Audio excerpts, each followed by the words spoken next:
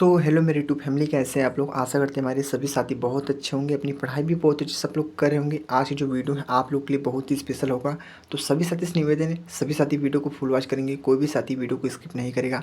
साथ ही देख रहे हैं हमारा आज जो वीडियो है आरपीएफ कांस्टेबल का जीके का PYQ है, जो आप लोग के लिए बहुत ही महत्वपूर्ण साथी। ठीक है, आप लोग को पता है हमने पूरी 50 PYQ आप लोग को हमने दे दिया। ठीक है, चैनल पे उपलब्ध सारी वीडियो आप लोग को मिल जाएंगे पार्ट वाइज साथी। ठीक है, अब क्या हमारा जो 60वां जो आज का पार्ट हमारा 60 है, मान लीजिए आप लोग का ये 10 पार्ट है। ठीक है, आरपीएफ बैच के हिसाब साथी। ठीक है, क्योंकि आप लोग को पता है हमारा आरपीएफ बैच स्टार्ट हो गया स्पेशल आरपीएफ कांस्टेबल के लिए साथी। ठीक है, और आप लोग को एक बात ध्यान रखना, आप लोग को पता होना चाहिए साथी, क्योंकि बहुत महत्वपूर्ण बात है। आप लोग को पता 8 जनवरी से आप लोग का एग्जाम स्टार्ट हो जाएगा कांस्टेबल का, क्योंकि बहुत से हमारे साथी जो ऐसे कमेंट करते हैं कि आप लोग का एग्जाम कब होगा, तो 8 जनवरी से मार्च तक आप लोग का एग्जाम चलेगा।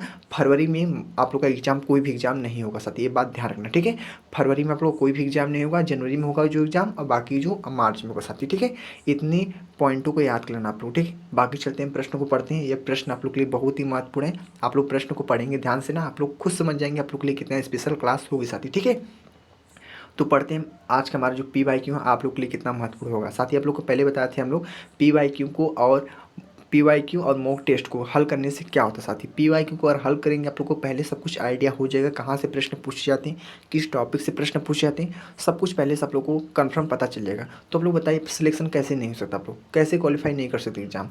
तो एग्जाम क्वालिफाई करने की चिंता छोड़ दीजिए, आप लोग आसानी से कर सकते हैं साथी। ठीक है, बस मैं बता रहा हूँ, बस उन्हीं को तैयार कर लेना आप लोग, बाकी कुछ भी नहीं करना है। प्रैक्टिस सेट, मॉक टेस्ट, वो भी टेक्स्ट बुक पे, और बाकी PYQ को मात्र 3 चीज़ को कंप्लीट करना आप लोग को। ठीक है, चलते हैं स्टार्ट करते हैं प्रश्नों को, बहुत टाइम हो गया साथी। ठीक है, चलते हैं स्टार्ट करते हैं। पहला प्रश्न पढ़िए। पहला प्रश्न क्या हमारा है, बोला है वर्ष में भारतीय संविधान की प्रस्तावना में अखंडता शब्द जोड़ा गया। ठीक है, ये प्रश्न हमारा पॉलिटी का प्रश्न पूछा, और आप लोग को पता है आरपीएफ क्वेश्चन में सबसे ज़्यादा पॉलिटी से प्रश्न पूछे जाते हैं। ठीक है, वर्ष में भारतीय संविधान की प्रस्तावना में अखंडता शब्द जोड़ा गया था किस सन में, 1976 में, 1986 में, 1966 में, 1956 में। तो साथी बता दी इस प्रश्न का आंसर क्या होगा, 1976 वाला राइट आंसर हो जाएगा। ठीक है, ऑप्शन नंबर ए वाला। तो सभी साथी क्या करेंगे, अपने नोटबुक पे नोट करते चलेंगे। ठीक है, और ऑप्शन को कमेंट में बताते चलेंगे। चलते हैं अगले नेक्स्ट प्रश्न को। ठीक है, अगले प्रश्न को पढ़िए। अगला प्रश्न कौन सा साथी आप लोग के लिए, आज का प्रश्न हमारा दूसरा है। दूसरा प्रश्न बोला है भारत सरकार की किस मंत्रालय ने स्टार्टअप इंडिया योजना शुरू की। भारत सरकार की किस मंत्रालय ने स्टार्टअप इंडिया योजना शुरू की। वाणिज्य और उद्योग मंत्रालय, कृषि मंत्रालय, ग्रामीण विकास मंत्रालय, वित्त मंत्रालय। तो साथी लोग बताएंगे इस प्रश्न का आंसर। जो भी हमारे प्रिय साथी मेरी बहनें देख रहे हैं वो वीडियो को लाइक और कमेंट जरूर कर देना साथी। ठीक है, और ऑप्शन को कमेंट में बताना बहुत ही अति आवश्यक आप लोगों के लिए साथी। ठीक है, बात ध्यान रखना। तो बताएंगे आप लोग इस प्रश्न का राइट आंसर हो जाएगा आप लोग का वाणिज्य और उद्योग मंत्रालय, आप लोग का राइट आंसर हो जाएगा साथी। ठीक है, नोटबुक पर नोट कर लीजिए आप लोग। चलते हैं अगले नेक्स्ट प्रश्न को। ठीक है, अगला प्रश्न कौन सा हमारा है, आज का थर्ड प्रश्न है। थर्ड प्रश्न बोला है साथी, पढ़िए। सिख धर्म के संस्थापक कौन थे। सिख धर्म के संस्थापक कौन थे। तो साथी लोग बताएंगे आप लोग सिख धर्म के संस्थापक कौन थे। गुरु नानक थे, गौतम बुद्ध थे, महावीर थे, और मखली गौसाल थे। तो साथी लोग बताएंगे इस प्रश्न का आंसर क्या हो सकता है, जो आप लोग के लिए बहुत ही महत्वपूर्ण है। तो साथी इस प्रश्न का आंसर बता दें क्या होगा, गुरु नानक आप लोग को दिख रहा होगा। जो पहला आंसर आप लोग का होगा गुरु नानक। क्या, गुरु नानक, यानी ऑप्शन नंबर ए वाला। Option number A is the right answer साथी हो जाएगा। ठीक है, अब हम चलते हैं अगले नेक्स्ट प्रश्न को साथी। अगले प्रश्न को पढ़ते हैं साथी। अगला प्रश्न हमारा कौन सा, आज का हमारा चौथा प्रश्न है। ध्यान से प्रश्न को पढ़िए, आप लोगों को खुद समझ जाएंगे आप लोग कितना महत्वपूर्ण प्रश्न है।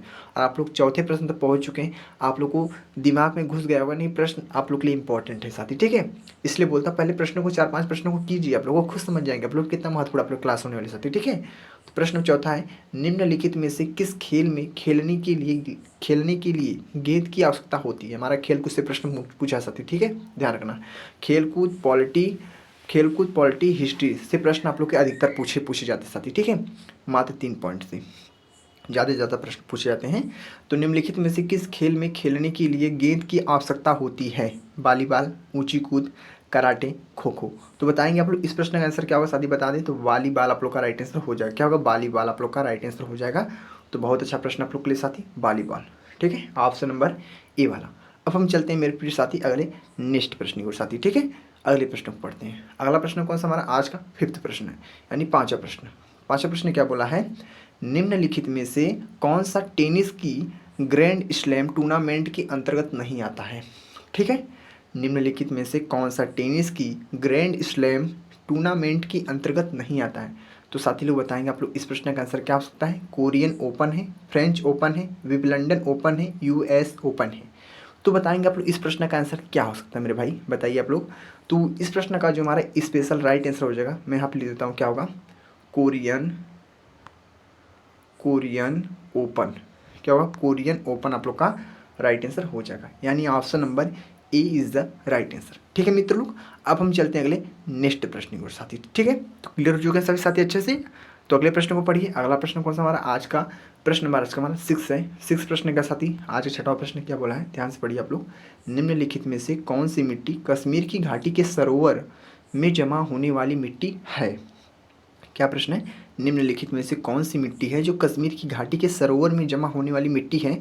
लाल मिट्टी है, करेवा मिट्टी है, खारी मिट्टी है, पहाड़ी मिट्टी है। एक बात ध्यान रखिए साथी, आप लोग कोई भी प्रश्न को तुक्का मत मारेगा, चाहे यहाँ पे वीडियो देख रहे हैं, चाहे वहाँ पर का एग्जाम, ठीक है? तो कहीं भी तुक्का मारने की कोशिश मत कीजिएगा। अगर आपको सिलेक्शन चाहिए, चाहिए, वर्दी से प्रेम करते हैं, तो आप लोग को तुक्का को तय नहीं मारना साथी। ये बात ध्यान रखना, नोट कर लेना, क्योंकि आप लोग को पता है -1/3 की निगेटिव मार्किंग भी उपलब्ध है आप लोग के लिए।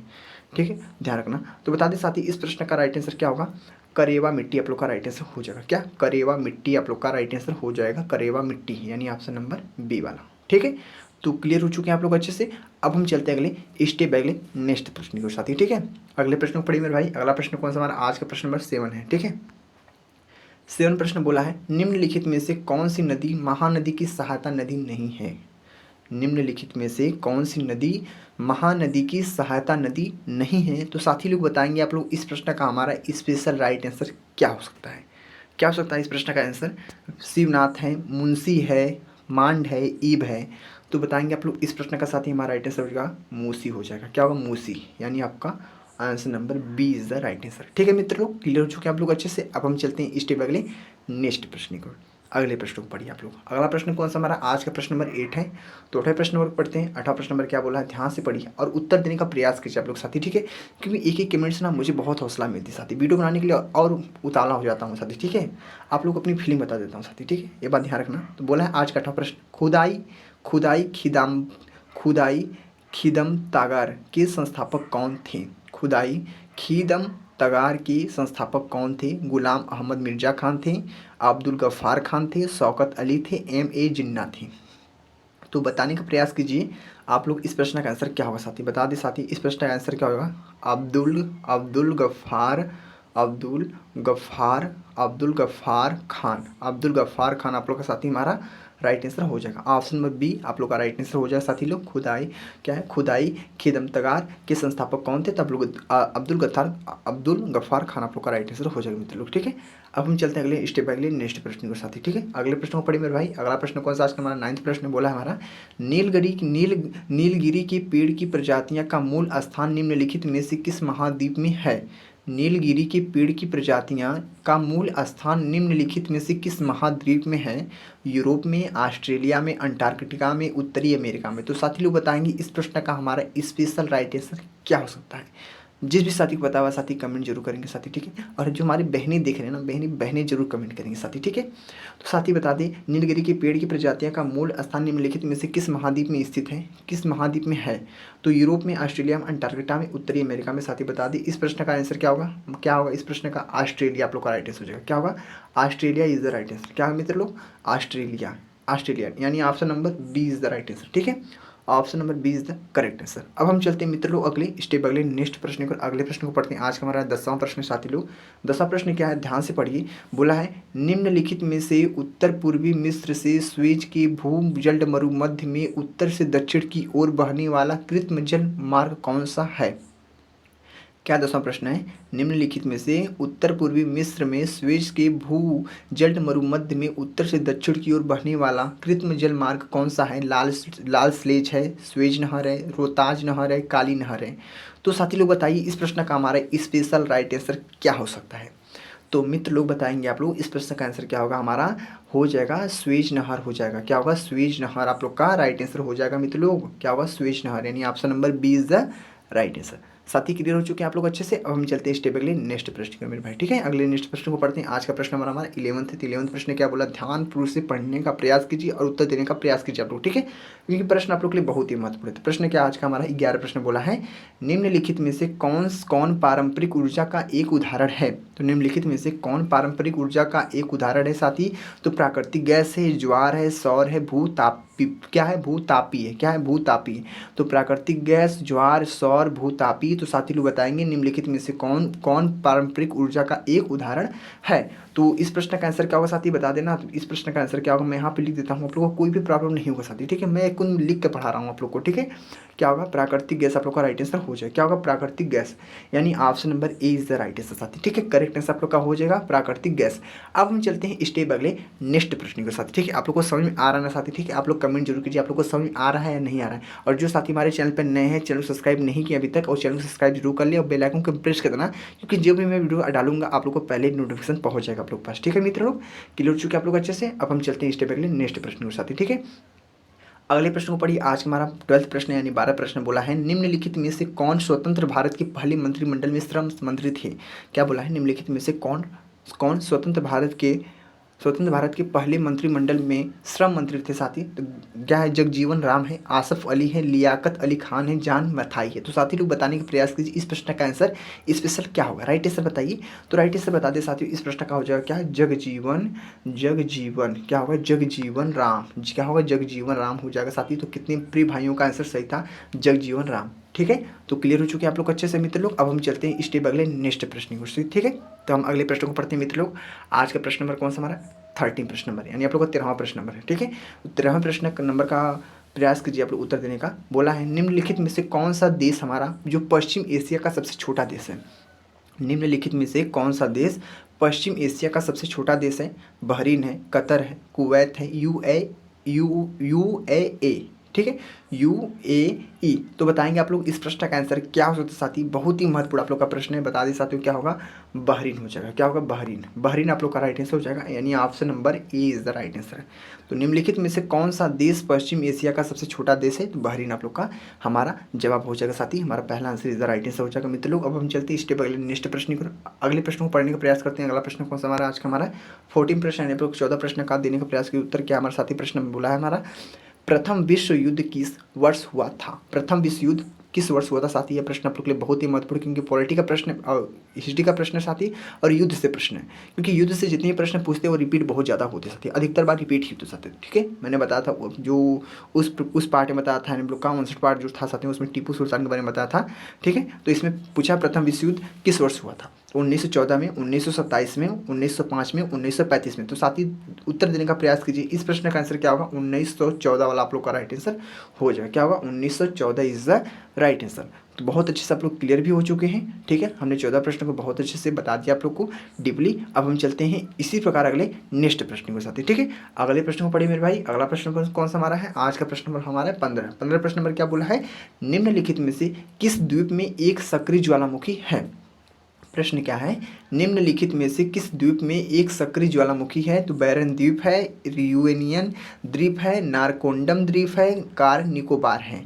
क्या है, कार निकोबार है। तो साथी देने का प्रयास कीजिए उत्तर। इस प्रश्न का हमारा स्पेशल राइट आंसर क्या हो सकता है। तो बता दें साथियों इस प्रश्न का आंसर क्या होगा, मैं यहाँ पे लिख देता हूँ, क्या होगा, बैरन द्वीप हो जाएगा। क्या, बैरन द्वीप आप लोग का साथी हमारा राइट आंसर हो जाएगा। बैरन द्वीप आपका answer number A is the correct answer, ठीक है। तो क्या बोला है, निम्नलिखित में से किस द्वीप में एक सक्रिय ज्वालामुखी है। तो बैरन द्वीप में है, ठीक है। तो क्लियर हो चुके हैं आप लोग अच्छे से। अब हम चलते हैं इसी प्रकार अगले नेक्स्ट प्रश्न के साथ ही, ठीक है। तो मित्रों अगले प्रश्न को पढ़िए। अगला प्रश्न कौन सा हमारा आज का 16 प्रश्न है। तो 16 प्रश्न पढ़िए आप लोग अच्छे से। क्या प्रश्न है, बोला है 16 प्रश्न, राज्य आपातकाल को के रूप में भी जाना जाता है। राज्य आपातकाल को के रूप में भी जाना जाता है साथी। बोला है ऑप्शन क्या दिया है, राज्यपाल का शासन, राष्ट्रपति का शासन, मुख्यमंत्री का शासन, प्रधानमंत्री का शासन। तो साथी लोग इस प्रश्न का हमारा स्पेशल राइट आंसर क्या हो सकता है, आप लोग बताइए कमेंट बॉक्स में। आपके पास कमेंट बॉक्स है ना, आप लोग कमेंट बॉक्स में बता भी सकते हैं इस प्रश्न का आंसर क्या हो सकता है साथी, क्योंकि आप लोग को पता है एग्जाम बहुत ही करीब आ चुका है। आप लोग का जनवरी में आप लोग का एग्जाम है, 8 जनवरी से आप लोग का एग्जाम है साथी। तो आप लोग देने का प्रयास कीजिए उत्तर देने का प्रयास कीजिए। आप लोग PYQ को नहीं हल कर पाएंगे, आप लोग बताइए आप लोग एग्जाम कैसे निकालेंगे।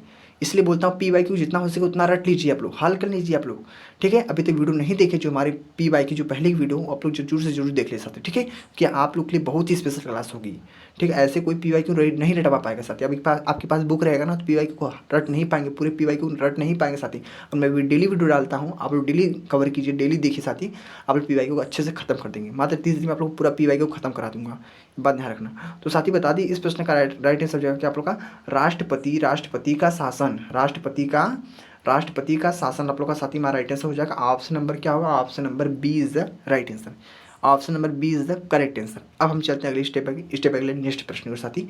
अगले प्रश्न को पढ़िए मेरे भाई। अगला प्रश्न कौन सा आज का हमारा 17 प्रश्न क्या बोला है, भारत के नियंत्रक और महालेखा परीक्षक का कार्यकाल के लिए होता है। प्रश्न क्या बोला है, भारत के नियंत्रक और महालेखा परीक्षक का कार्यकाल के लिए होता है। तो 4 साल के लिए होता है, 6 साल के लिए होता है, 7 साल के लिए होता है, 5 साल के लिए होता है। तो आप लोग बताइए इस प्रश्न का आंसर क्या हो सकता है साथी। बहुत ही महत्वपूर्ण प्रश्न आप लोग के लिए साथी, ठीक है। तो बता दिए आप लोग का 6 साल के लिए होता है। 6 साल, कितने साल के लिए, 6 साल के लिए, यानी option number B is the right answer. Bharat के नियंत्रक और महालेखा परीक्षक का कार्यकाल के लिए होता है, तो बताएंगे आप लोग 6 साल के लिए होता है मित्र लोग। बहुत अच्छे से कंप्लीट हो गया आप लोग अच्छे से। अब हम चलते हैं स्टेप अगले नेक्स्ट प्रश्न को साथी, ठीक है मित्र लोग। अगले प्रश्न को पढ़िए आप लोग। अगला प्रश्न कौन सा आज हमारा, आज का 18 प्रश्न है। 18 प्रश्न क्या बोला है, ध्यान से पढ़िए। बोला है केंद्र सरकार ने की अध्यक्षता में केंद्र राज्य संबंधों पर एक 3 सदस्यीय आयोग को नियुक्त किया था। केंद्र सरकार ने की अध्यक्षता में केंद्र राज्य संबंधों पर एक 3 सदस्यीय आयोग की नियुक्ति किया था।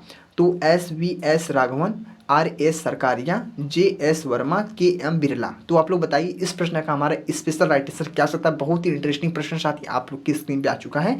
तो बताएंगे आप लोग इस प्रश्न का साथी हमारा क्या होगा, RS सरकारिया, RS सरकारियाँ आप लोग का साथी हमारा राइट आंसर हो जाएगा। तो बहुत अच्छा प्रश्न आप लोग के लिए, ठीक है।